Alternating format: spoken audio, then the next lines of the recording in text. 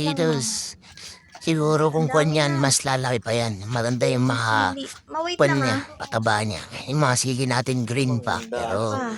Dapat may medyo red pa to matigas-tigas na yan. Magbe-red na rin yan. Ito. Red na siya. Ito, yellow. Ito yellow. Ala, ito malaki-laki. Oh, ang cute. Kaso nalanta na. At hindi At hindi Ayan pa, ay mga green, yellow, orange, tsaka red na cherry tomato.